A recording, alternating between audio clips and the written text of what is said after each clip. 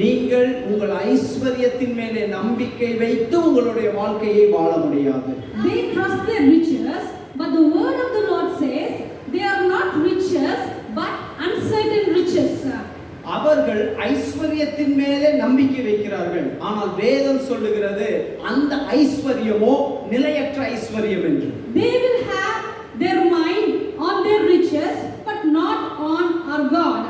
அவர்கள் தங்களுடைய ஐஸ்வரியத்தின் மேல் தங்கள் மனதை வைத்திருப்பார்கள், தேவன் மேலே அவர்கள் நம்பிக்கை கொண்டிருக்கிறார்கள். The Bible says, the word of God says, if you set your mind on riches, riches will set their wings and they will fly away from you.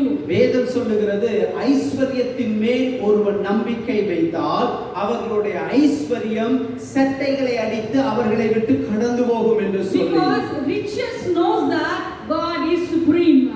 ஏனென்றால் ஐஸ்வரியத்திற்கு தெரியும் தேவன் தான் எல்லாவற்றை பார்க்கிலும் மேலானவர். Some years back, Pastor met one brother while discussing his issues with Pastor. He said, Pastor, even if I die today, also no problem, because I kept everything ready for my wife and my son. Pastor அவர்கள் ஒரு சகோதரரை சில ஆண்டுகளுக்கு முன்பாக சந்தித்த பொழுது அவர் இப்படியாக ஒரு காரியத்தை சொன்னார். என்னவென்றால், இன்றைக்கு நான் மரித்தால் கூட என் மனைவிக்கும் என் மகனுக்கும் தேவையானவைகளை எல்லாம் நான் சம்பாதித்து வைத்திருக்கிறேன் என்று சொல்லி. His mindset is his riches will help him, will help his family after him.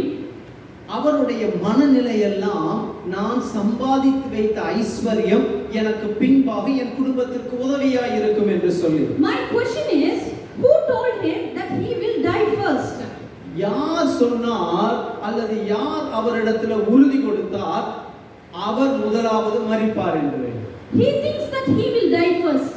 அவர் நினைத்து விட்டால் தான் முதலாவது மரிப்பேன் என்று சொல்லி. If God takes some other in his family, or son or wife or his family members, then think about his pathetic situation about that man.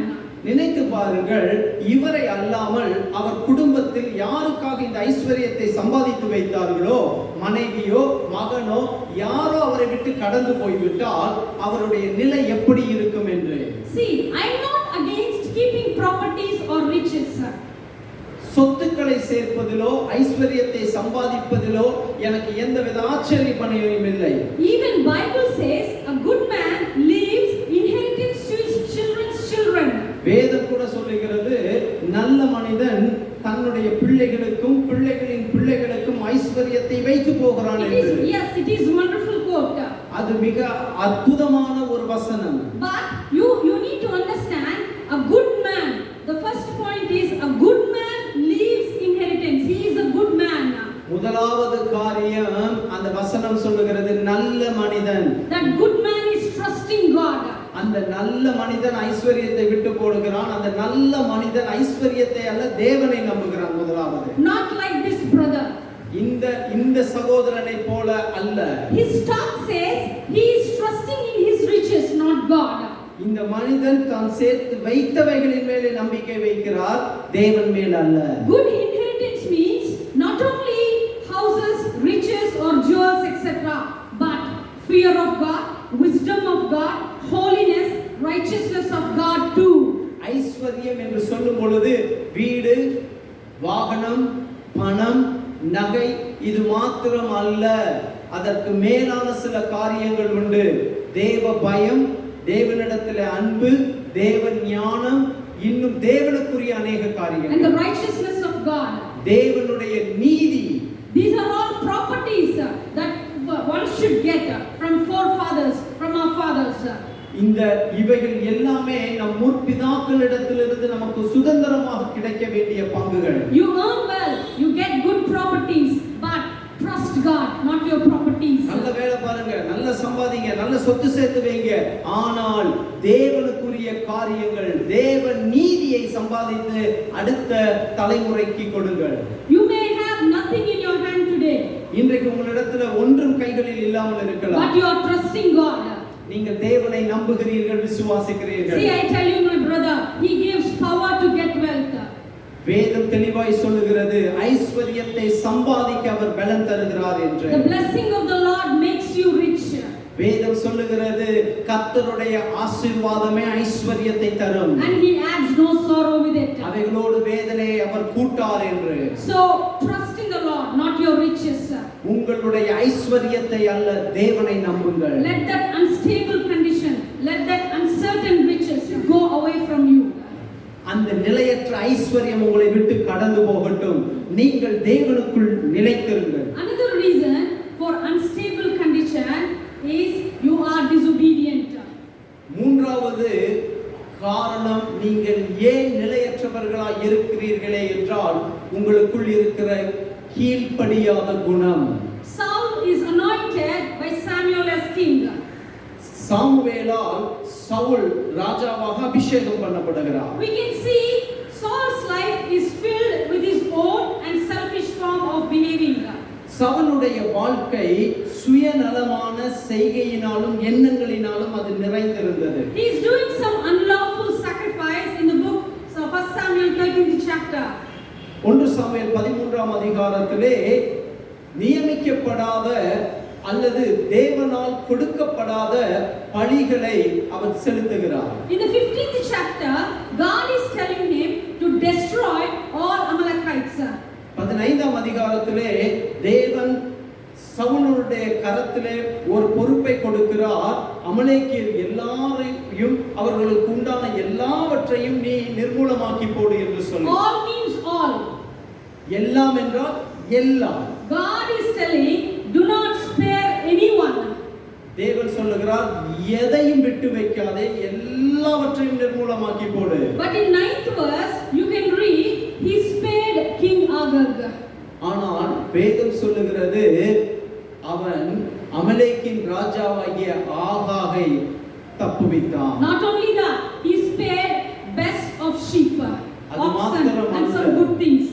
அது மாத்திரம் அல்ல, அவன் பிரதானமாய் நல்ல கொழுமையான ஆடுகளையும் மாடுகளையும் சில விலையுயர்ந்த காரியங்களையும் அவன் தனக்கென்று எடுத்துக்கொண்டான். Your disobedience to God lead you to unstable conditions.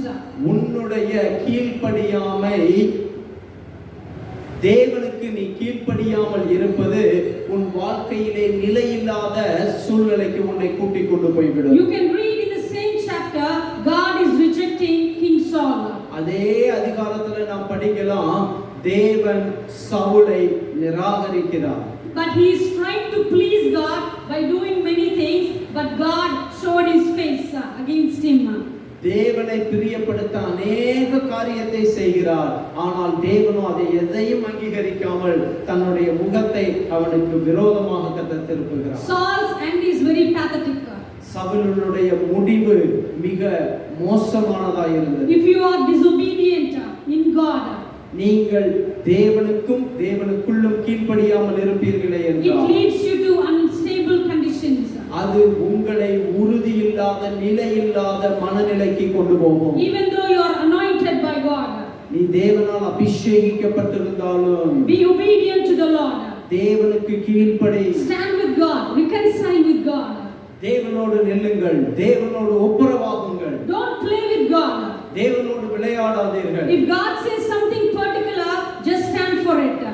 தேவன் தனித்துவமாய் உங்களிடத்தில் ஒன்றை சொல்லுவாரே என்றால் அதற்காக நில்லுங்கள், அதை செய்யுங்கள். Don't worry whatever it takes, but you don't be with double mind. அது எதை நீங்கள் செலவழிக்க வேண்டியதாய் இருந்தாலும், எதை இழக்க வேண்டி இருந்தாலும் அதை செய்யுங்கள். இருமனம் உள்ளவர்களாய் If இருக்காதீர்கள். God says no means no. தேவன் இல்லை என்று வேணாம் என்று சொல்லிவிட்டால் வேணாம் என்று இருங்கள். Yes means yes. ஆம் என்றால் ஆம், இல்லை என்றால் இல்லை. Because God knows what's going to happen in our life.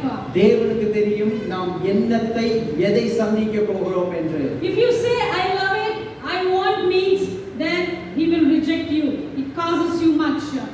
தேவனை காட்டிலும் இதுதான் எனக்கு வேண்டும் என்று நீங்கள் செய்வீர்களே என்றால், அதை ஏற்றுக்கொள்ள விரும்பினால் தேவன் உங்களை ஏற்றுக்கொள்ளாமல் புறக்கணித்து விடுவார். You can say, Lord, even though I like it, I'll stand for you, I'll be obedient to you. I leave it because you said no to this. Then your end will be peaceful. தேவன் உங்களுக்கு இல்லை என்று ஒன்றை சொல்லிவிட்டால் தேவனுக்கு முன்பாக தேவன் சொன்ன காரியத்திற்கு நீங்கள் கீழ்ப்படிந்து நடங்கள். முடிவு உங்களுக்கு ஆசீர்வாதத்தை தரும்.